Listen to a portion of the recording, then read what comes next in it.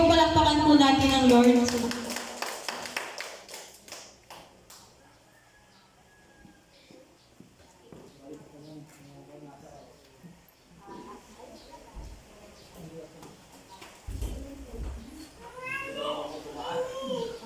Dito daw po ako tumaan.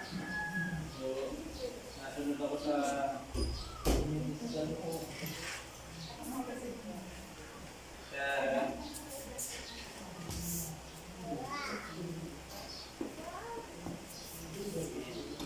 Muli pa palakpakan po natin. Dahil paganda ng paganda ang ating lugar. Amen? Paganda ng paganda ng church. Paganda ng paganda po yung ating lugar. Amen? Amen. Kaya ako mapansin, nasa labas ako natin, nag-observe ako, sabi ko, ano pa ba yung makakadagdag ng yung kayusan, kaganda dito sa ating mga inisip ko, pagdagdag ko pa ng ilaw, dito sa kabila. Kasi inisip ko naman, sabi ko, pag maliwanag naman dito, yung dilaw na to, baka naman maapektuhan yun. So, yun, tapos observe ako sa labas, nakita ko na, ay, madilim pala, kaya naisipan ko, buksan yung ating solar dito sa loob. So, nag-observe po ako, at para mag-i-evaluate. At tayo bilang mga Kristiyano, maganda nag-i-evaluate din tayo sa ating mga sarili. Ano ba yung magandang i-evaluate ngayon? Are we loyal? Sabi mo sa iyong sarili, tanongin mo yung sarili, loyal ba ako? At makikita natin, ang mga loyal din ng mga tao ngayon, kay gantong politiko, sa gantong partido, sa gantong presidente, sa kabilang presidente. Napakadaming loyalty. Sa gantong organisasyon, may kita mo yung kanilang t-shirt, ang dami. Pero pinagmahalagang tanong, are we loyal to our God?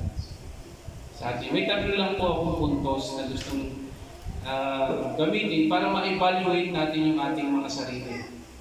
Ay po muna ito, kung tayo manalangin. Manaming Diyos, tumutulog po muli ang inyong lingkod sa trono ng inyong habag. Nagpapasaliksik. At kung may nakikita po kayong karumihan sa akin, isa man sa amin ito, patawarin mo kami, Ama, bilang isang iglesia, upang walang maging hadlang sa kapangyarihan ng inyong salita, sa kapangyarihan ng banal na Espiritu, upang ang inyong mga salita ay tumubo at mamunga sa aming mabuhay. Kahabagan niyo nga po kami. Salamat po, Ama, kami sa magdalangin sa mga ng Panginoon Jesus. Amen. Amen. So, are we loyal? Ang tingnan po natin is number 1, are we loyal to His commandments, His rules?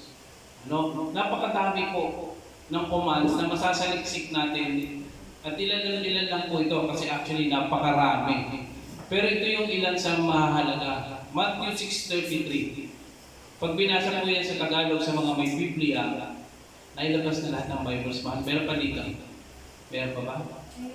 Ay pamigay na. Sabi sa Mateo 6:33, sabi, at pagsikapan yung hanapin ang kanyang kaharian, at ang kanyang katwiran, at lahat ng bagay ay kanyang ipagkakaloob. Tama ba ang aking translation? Sa Tagalog, anong pagkakabasa ng iba dyan? Basahin ng malakas, kaya ba? Sino pong may Tagalog Bible? Pabasa. Ayan. O yun na yun. Sabi, pag hinimay po natin yan, ano yung unang mahanapin? Ang kanyang kaharian. Are we loyal to one of His commands? To seek His kingdom and His righteousness. Tandaan po natin yung dalawa yan, hindi pwede maghiwalay. Pag ikaw ay naging matuwid sa harap ng Panginoon dahil tinanggap mo siya, paghaharian ka na niya. Magkatambal po yan. Imposible na sabihin mo, ay ako'y nasa kaharian ng Panginoon, pero ang pamumuhay mo naman hindi matuwid. Hello? Kaya yung Matthew 6:33, madami sumasablay. Hingi ng hingi. Sabi mo, Lord, all these things shall be added unto me. Yun lang dulong paborito. Paborito ng Kristiyano. Yung Lord, sabi mo, lahat ay yung pagkakaloob. Ang tanong, ikaw ba'y matuwid? Ikaw ba'y hinahanap ng kaharian ng Diyos? Amen? O, balik tayo sa Joshua 1:8 naman kasi marami po yan. Kaya evaluate natin sarili. Baka hingi tayo ng hingi, hindi naman tayo namumuhay sa katwiran at sa kanyang kaharian. Sino pinag-aharian ng Diyos dito? Amen. Yung tinanggap si Jesus bilang panang pagligtas at nagsusumikap mamuhay ng matuwid. Joshua 1:8, ano naman? Sabi, dili-diliin ang iyong salita, kanyang salita, gabing araw, at sikaping masunod ang lahat na nasusulat yaon, nang sa gayon ikaw ay giginhawa at magiging matagumpay. Let's evaluate. Sino na nakapag-devotion? Hindi tayo papasa lahat dito. Masakit man sabihin kahit ako. Gabing araw. Yung ating devotion kamusta po? Yung ating ang pagkasundo ang 5 hanggang 7 minutong devotion sa umaga. Alam niyo po, hindi po yun parang kami ay ni Sister Len ay parang kaming mga teacher na pinupukol sa inyong ulo at sa inyong isip. Mag-devotion kayo, mag-devotion po yun. Sino ba ang nawawalan kapag hindi nag-devotion? Kami ba na nagsasabi? O sino yung nawawalan? Yung hindi nag-pray at hindi nanalangin, hindi humingi ng awa sa maghapon, walang kinangking salita ng Diyos. Tapos takang-taka ang gulo ng kanyang maghapon. Hello? Matthew 28:18-20. Sabi niya, humayo kayo. Gawin ninyong alagaan ang lahat ng bansa. Bautismuhan sila sa pangalan ng Ama, ng Anak at Espiritu Santo at ituro lahat ng itinuro ko sa inyo. Ano? At sabi niya, ang kasama nun, ituro sa lahat ng tinuro ko sa inyo, turo niyo sa kanila lahat ng tinuro ko sa inyo, at ako'y kasama niyo hanggang sa wakas. Ano? Evaluate na natin ang ating mga sarili. Kumahayo nga ba tayo? Umaabot ba tayo? O kontento na lang tayo na tayo lang ang sumimba? Wala tayong naakay. Hello? May evaluate natin sarili. It is not enough that we are here. Dapat mayroon tayong lagi natin kinuko, Luke 15:7. Libo-libo mga anghel na nagsisiawit sa langit kapag mayroong isang taong tumalikod sa kasalanan. Ikaw na may tumalikod sa kasalanan wala naman tayo naakay, linggo-linggo. Amen? Sabi ko ito sa pinsan o pamangkin ni Ay kanina, hindi kayo malulungkutin. Sumama ka kay Ate Ay mo. Sabi nung ina, sumama ka sa Ate Ay mo. Ang bata ang nga. Pero may buwang na yun. Ilan taon yun? Ilan taon siya? Pamangkin mo ba yun? Pinsan. Ilan taon? Siyempre may buwang na yun. Pwede na isama sa church yun. Hello! Na-evaluate po natin sarili.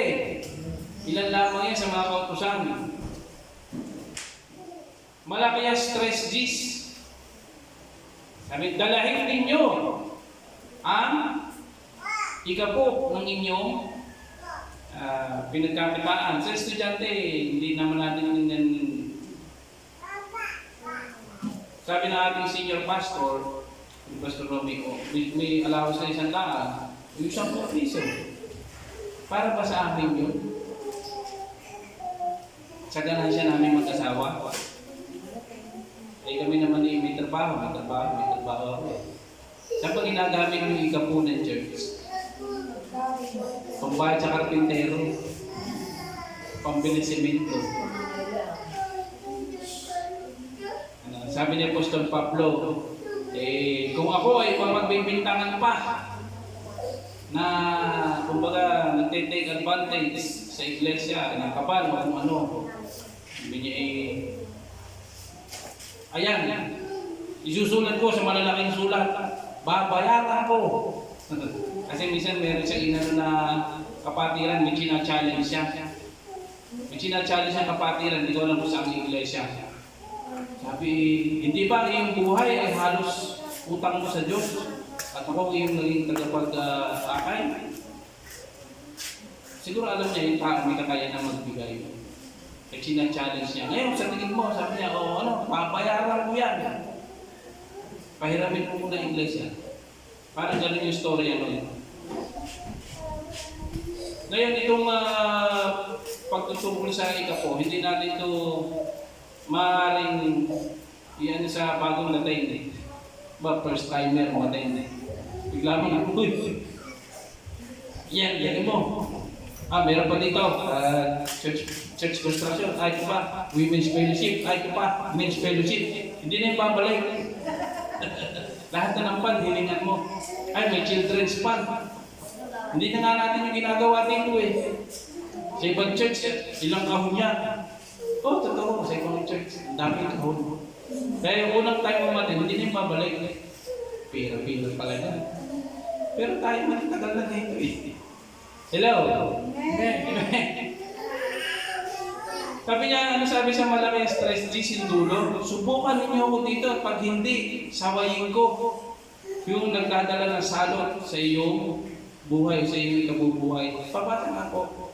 Kahit English, Sister Lynn. 3:10. Ito sa inyo ito. Bring the full amount. Bring the full amount of your tithes to the temple, so that there will be plenty of food there. Put me to the test, and you will see that I will open the windows of heaven and pour out on you in abundance of all kinds of good things. Nakakaranas naman ng mga nagtatites dito, nakakaranas ng blessing. Amen? Amen. Ano pa yung sinasabi? Sasawayin pa siya dyan? Anong verse 11? 11. I will not let insects destroy your crops, and your grapevines will be loaded with grapes.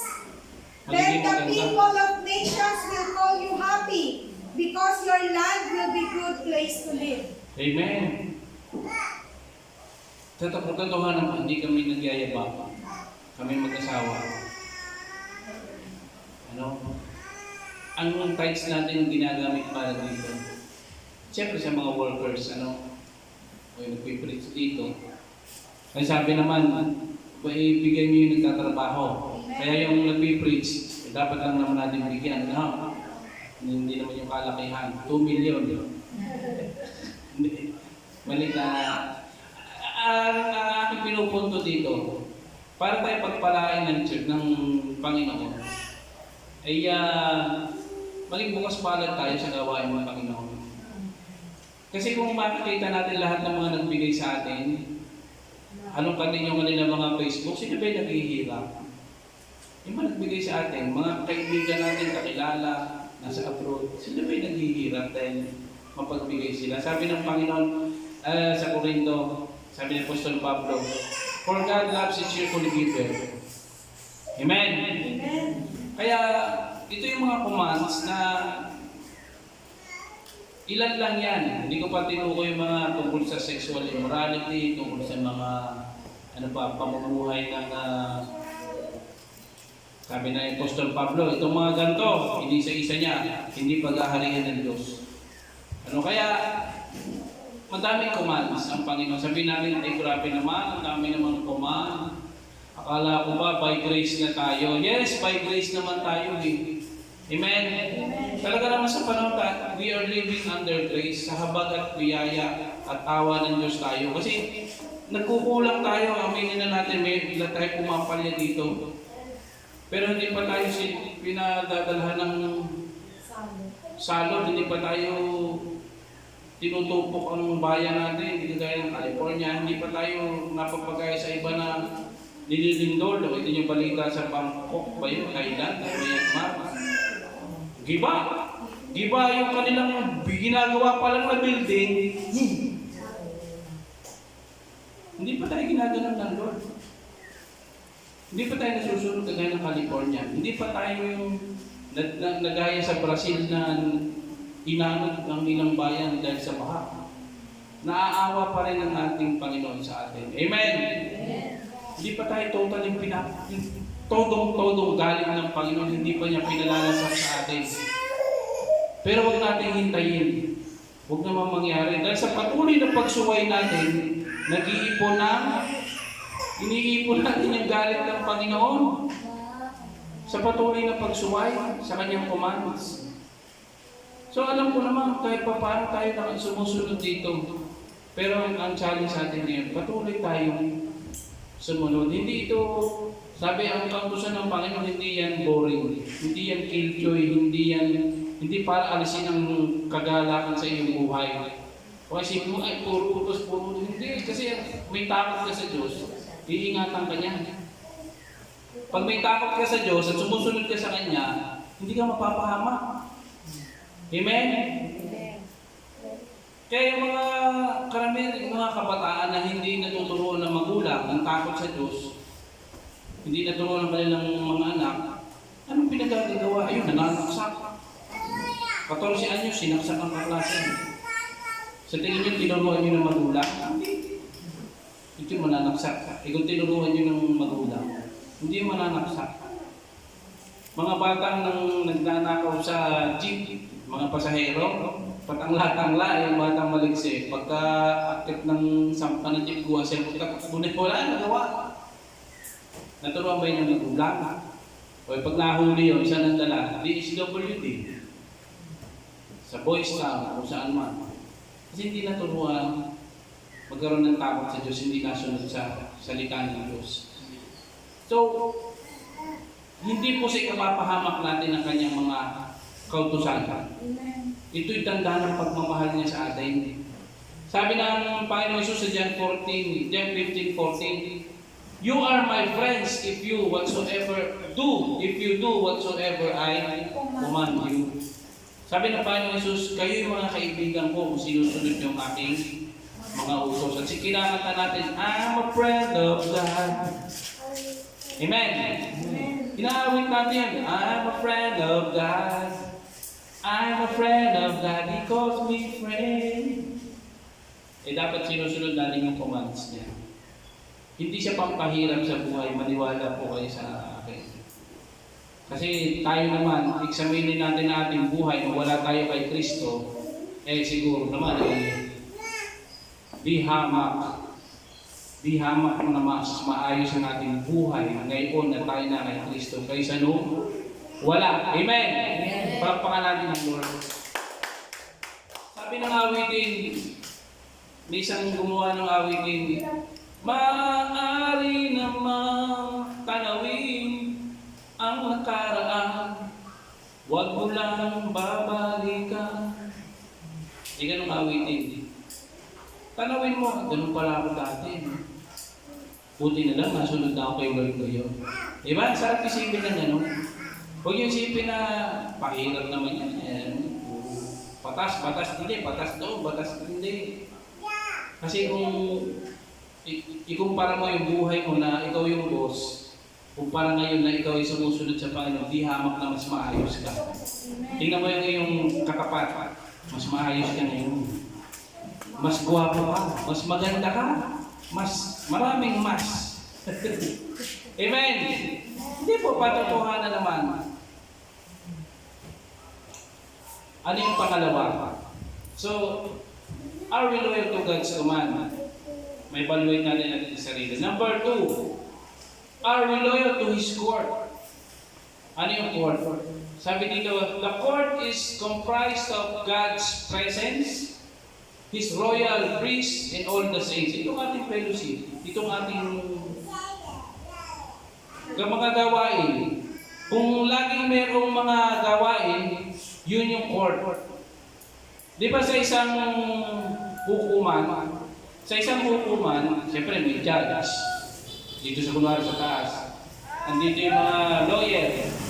Andito yung mga testigo. Andito yung mga audience, may jury. Ganun sa isang regional court. Pero sa court ng Panginoon, ang korte ng Panginoon, siyempre, andun yung kanyang trono, andun ang kanyang banal na presensya, andun ang mga lahat ng tumanggap sa Panginoong Hesus at nakaranas ng persecution pero nanatiling tapat. Andun ang lahat ng mga lahi ng mga tapat na lahi ng Israel. Andun yung mga royal priest, ano? Sa atin dito, siyempre, hindi sa langit, sa lupa, ito yung ating gawain. This is His court. Ano, at anong ginaganap dito? Itong ating pagsamba, itong pagse-celebrate ng salita ng Diyos, paghihimay-himay. Balanse tayo, mayroong fellowship na mayroong physical, may kainan. Amen? So, hindi na ako namang problema, dito kayo eh.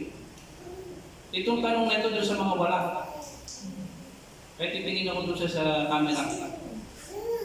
Are you loyal to God's courts? Umaattend ka ba? Sabi sa Hebrews, Psalms 84 verse 10 muna. Doon muna sa isa. Doon sa 10. Yan. For a day in thy courts is better than 1,000. I'd rather be a doorkeeper in the house of my God than to dwell in the tents of wicked. In the tents of wickedness. Sabi ni Haring David yan, mas gusto ko pa ako'y tagabantay sa pinto ng sanktuaryo ng Diyos kaysa ako'y naninira sa mga kubol ng mga mas makasalanan. Parang sinasabi na mabuti pa yung kayo nag-church kaysa tumambay ka sa inuman. Parang gano'n simpleng parallel yan. Mabuti pa yung ikaw ay umattend ng gawain kaysa umumpo ka sa chismisan. Mas mabuti pa yung ikaw ay umattend ng gawain, nag-serve ka sa media, may nagluluto. Kaysa ikaw ay, nag-bike. Oo, may ikaw mag-bike. Pero hindi ako nagbabike ng oras ng gawain. Mas mabuti pa yung ikaw ay narito kaysa yun. Nangungumpanya ka ng linggo, kasama ka ng mga campaign manager at mga campaign coordinator. At umaasa ka sa sweldo. May karanasan kami dyan, yung pinsan ko't kapatid ko, campaign manager ng isang tumakbong gobernador.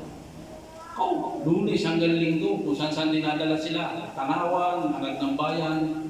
Bay, nung matalo, hindi pinasweldo. Naggaling ng pinsan ko, ng kapatid ko, habol-habol yung sekretarya.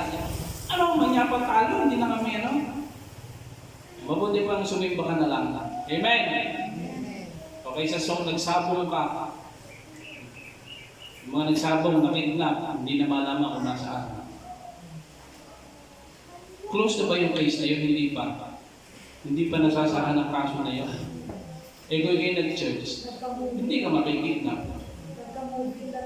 Nagkaroon ng pelikula, hindi pa rin nalaman ang buhay ng ilang magsapongero yun. Mas mabuti pang ikaw ay nasa umpukan ng mga Kristiyano, sabi sa Psalms 1. Ano yung Psalms 1, verse 1? Blessed is the man who does not walk in the counsel of the ungodly. Pinagpala yung tao na hindi nakikisama sa masama. Pagpakan natin ang So, at least sa evaluation number 2, kayo ay thumbs up. Doon na sa number 1, evaluate yung sarili. Sabi sa Hebrews 10:24-25, let us not forsake gathering. Hindi kagaya ng ginagawa ng iba. Ito po yung Hebrews 10:24-25. Pero po ba ang Tagalog yan? Kasi ito po sinasabi naman sa Hebrews 13:17, ito naman yung patungkol sa, siyempre, relasyong kawan at yung pastor. Itong Hebrews 13:17, nagtutungkol niya sa relasyong kawan at pastor. At siyempre tayo sama-sama sa isang court.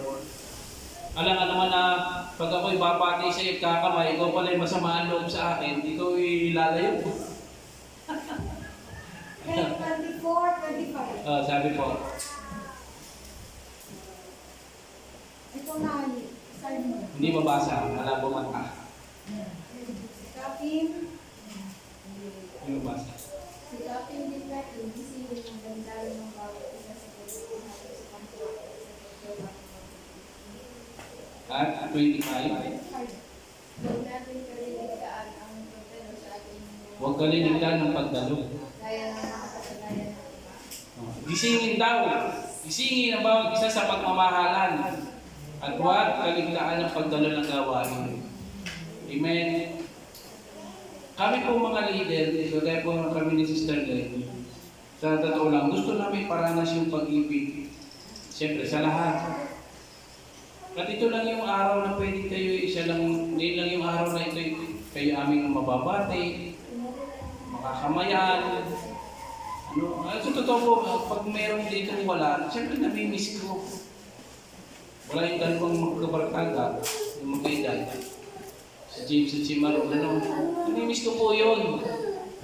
Ito lang yung araw na let us not forsake. Kasi dito lang tayo makapagpalakasan, makapagkwentuhan,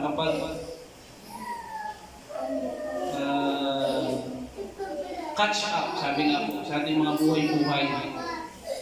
Kaya, isa pang karagdagan, sabi ko nga, yung relasyong pastor at kawan, sabi po, Hebrews 13:17, obey them that have rule over you, and submit yourselves, for they watch for your souls, as that they must give an account, that they may do it with joy, not with grief, for that is profitable for you. At sabi po sa Tagalog, sundin niyo yung mga nangangalaga sa inyo, lalo na sa pagbabantay ng inyong kaluluwa. Ang binabantayan ng mga pastor, yung inyong spiritual na kalagayan. Ang binabantayan ng pastor, yung inyong relasyon sa Panginoong Hesus. Pag kayo nalalayo na sa Panginoong Hesus, kami, anong trabaho namin? Paalalahanan kayo. Pag kayo medyo kumakaliwala, kumakanan, kami nagpapaalala. Kasi magbibigay kami na, sabi, they may keep an account. Magbibigay sulit kami sa Panginoong Hesus. Pagdating doon sa harap na sa langit, sabi, bakit hindi mo pinalo pastor? Bakit hindi mo sinikap na ibalik yun sa yan, nagsuicide tuloy, yan, nagpatibakal tuloy, nakulong tuloy. Lahat kami may pananagutan, mga pastor. Kapag hindi namin halimbawa, kasi ang sabi sa Ezekiel, kapag ang isang tao, sabi ng Panginoon kay Ezekiel, kapag yung tao yan, alam mo nagkakasala, hindi mo winarningan. Hindi mo winarningan yan, at yan namatay. Nasa kamay mo, buhay ng tao yung pananagutan mo. Kaya mahirap ang trabaho ng pastor. Kaya kung halimbawa, nagpapatuloy sa pagkakasala, yung kawan, yung tupa, pero winarningan mo at siya'y napahama, wala kang, kumbaga malinis ang iyong pangalan sa Panginoon. Kaya kami may trabaho mabigat. May trabaho mabigat ang pastor. Palalahanan. Baka ikaw yung kumakaliwala, yung kumakanan na. Kaya huwag kayo magagalit sa amin, kaya minsan, baka isipin nyo, pastor sabi nga na isang barkada, Ruby dito na ang tenga ko saka kakulit ni pastor. Ang kulit, Rindis, di ba? Rendido, Ruby dito na. Kasi nga po, trabaho namin na mag-alagaan lang yung kaluluwa. Pag kaya hindi napalagin, dahil hinele-hele namin kayo, pagharap doon sa gate, ay, wala ka sa aklat ng buhay. Ay, teka, tulungan ko si James ni Pastor Ari siya. Hindi, mayroong nakakaligtaan si Pastor na ituro sa'yo. Ay, ano po yun? Pagbibigay na ikapo. Kasi sobrang hiya ni Pastor, hindi tinuro pagbibigay na ikapo, hindi ka nagbibigay. Naging badamot ka. O kaya ikaw ay nag-chichiks. Hindi ka tinuwid ni Pastor. Inele-hele ka.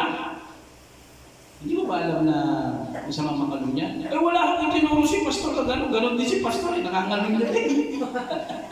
Hindi pares kayo impierno. Yung Pastor at yung alaga. We will give an account. Amen. Mabigat ang trabaho ng pastor. Kaya sabi nga sa Revelations, huwag kayo magdadagdag, huwag kayo magbabawas sa kasulatan ito. Sabi, pag kayo may dinagdag o may binawas, alisin ang inyong pangalan sa aklat ng buhay. Ang napakabigat nito. Tama ba system din? Nakasulat yun. Kaya kailangan kami lahat dito. Kahit sabihin natin, para naman sila una, ang tinuturo ni Pastor sa inyo, okay na yung papalit-palit lang, girlfriend ngayon, okay na yung papalit-palit lang, boyfriend ngayon, okay na yung hindi kasal, okay na yung... Sasabi ako ng totoo, may masangkan. Pero ito'y bigla itong bumulalas, ito'y tanda ng pagmamahal ko sa inyo. Amen? Amen. Kaya ang prayer ko nga, tayo tumami talaga kasi kapag umabot tayo ng 100, pwede ako mag-apply ng lisensya para magkasal. Lahat ng ating mga kapatiran, at huwag yun akong bayaran, makasal na lang kayo. Amen, palapan natin ng Lord. Kasi gusto ko maayos tayo. Maayos tayo yung iglesia. Tayo nagsusumikap sumunod. Lahat tayo magbibigay sulit eh. Hindi lang naman kasi ako. Sabi sa Ecclesiastes, lahat. Pero mas mabigat ang accountability ng pastor. Ephesians 4:3, isa pa, huwag niyong palulungkutin. Sino? Ang Holy Spirit. Ephesians 4:30, and grieve not the Holy Spirit of God, whereby you are sealed to the day of redemption. Kung hindi kayo nakikinig sa pastor, tapos ang banal na spirito ay may sinasabi na sa iyo, ayaw mo pang gawain, ay double ano ka na. Wala na kaming magagawa. Kinurek ka na ng salita ng Diyos, kinurek ka na ng pastor, pati ang banal na spirito, pinapalalahanan ka na, ayaw mo pa rin. Wala na, sabi, ano pang handog? Ang may bibigay, wala nang handog na may bibigay para hindi mapawalang sala. Amen? Kaya, may evaluate natin ating sarili. Andito tayo, thumbs up sa mga ating nagawain. Pero ito naman, huwag natin palungkutin ang leaders natin. Huwag natin palungkutin ang banal na spirito. Amen? Sabi, hindi tayo makikinabang. It is unprofitable. Nawala yung man. Kailangan natin iipot pala dito. Yung ating projector. Unprofitable po yan. Walang pakinabang kapag malungkot. Ganon din ang Holy Spirit. Huwag niyong i-grieve. Same word. Same word. Grieve. Yung isa ay grieve. Pares lang yan. Huwag natin palulungkutin ang Panginoon. Huwag natin palulungkutin ang banal na spirito. At yung mga tapat na naglilingkod sa atin. Amen. Kaya ako, papasakop din ako sa mas nakakataas sa atin. Magpasakop tayo sa main. Ibisya. Papasakop tayo sa mga leaders natin. At lastly, number 3. Are we loyal mismo sa ating Panginoon Jesus? Ito na yung personal mo. You're one-on-one with Jesus Christ. Are we loyal to Jesus? Are we loyal to His message? Are we loyal to His, alam mo yun, yung pinakadahilan na Jesus ba't siya na pupunta dito sa lupa? Sabi po sa John 15:14, binuulit ko, you are my, basahin natin, you are my friends if you do whatsoever I command you. Yun ang pakiusap. Hindi pakiusap na Jesus eh. Yun ay paliwanag ng Panginoon Jesus. Kung talagang kaibigan mo ko, sundin mo ang mga pagtusan. Meron pang isa, hinahanap ko pa. Sabi niya, sa ibang translation, if you love me, you will obey my commands. Sabi niya, kung mahal mo ako, sundin mo ang aking mga utos. Ano? May dalawa akong gustong ipakita dito na alagad na malapit kay Jesus. Una, si Judas. Judas not baby. Sa jeep. Basahin po natin sa Matthew 27:4-5. Sabi ni Judas, saying, I have sinned in that I have betrayed innocent blood. And they said, what is that for us? See you to that. Pag tinagalog natin yan, sabi ni Judas, ako po'y nagkasala sa inosenteng dugo. Ang sagot naman ng mga Pariseo, ano naman sa amin? Ano parang inaano ng mga Pariseo, tagumpay na kami. Alam na namin kung kailan dadakipin at kung saan dadakipin si Jesus. Doon pala, nagsosolo flight ng manalangin sa Gethsemane. Sabi ng mga Pariseo, ano naman? Bahala ka dyan. Pero ano ginawa ni Judas? And he cast down the 30 pieces of silver in the temple, departed, and then went and, ano yung huli? Hanged himself. 3 taon kasama ni Jesus sa ministry.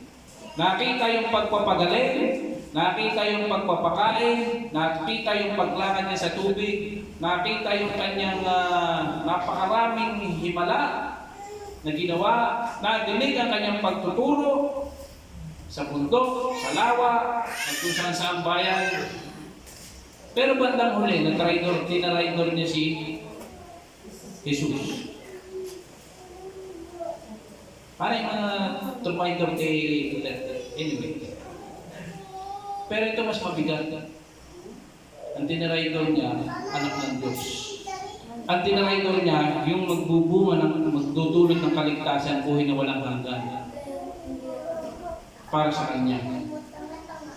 At hindi niya ma-attain sa kanyang isip, para hindi niya mapatawad hindi niya na talaga mapatawad ng kanyang sarili, na hindi niya maarok, hindi na kaya patawarin ng Panginoong Jesus, nagbigti. That is a lie that the devil is imparting to us today. Na ibigay niya kay Judas yung kasinungalingan niya. Hindi ka na kayang patawarin ng Diyos. At naniwala si Judas. Hindi niya naarok yung lawak ng pag-ibig ng Panginoon na mas pinaniwalaan niya yung sinabi ng demonyo. Huwag niyong pakikinggan ngayong panahon ito. Kaya kang patawarin ng Diyos. Amen? Kaya ka ng kasalanan, kahit pumatay ka pa, kaya kang patawarin ng Diyos. Talagang magsisi ka lang. Talagang tumalikod ka lang. Talagang magbagong buhay ka lang. Kaya ka niyang patawarin. Hindi ito naarok o Judas. But siya'y nagbigti. At alam naman natin yung walang tunay na pagsisisi. Kasi sabi, ang tunay na pagsisisi, tatalikod ka dun sa kasalanan mo, at doon ka lalakad. Kung dito ka dati sa pamumuhay mo ng kasalanan, tatalikod ka, doon ka ngayon sa kapila. Lalakad ka lang, matuwid na. Anong ginawa ni Pedro? Si Pedro naman, anong verse yun? Matthew 26 naman, 75. Sabi po, and Peter remembered the words of Jesus, who said unto him, before the, ano yun?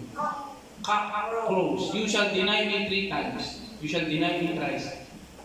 Bago tumilaok, naitatwa mo na ako ng 3 beses, Pedro.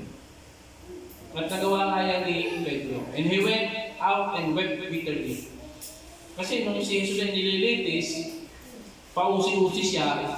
Sabi ng mga usisero doon, ito yung lagot ni Jesus Hindi Pumasok siya doon sa loob ng Sabi ng isang babaeng bata, ito nga ay alagad ng Jesus. Hindi Tapos nung lumapit siya doon sa mga nagpapainit sa apoy, kasi gabi nung hinuli si Jesus, ito nga ay taga Galilea, yung punto nito Hindi nga!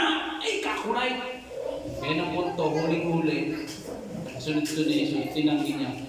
At ang makatatlo, tumilaw ang manok. Siya'y sising-sisi.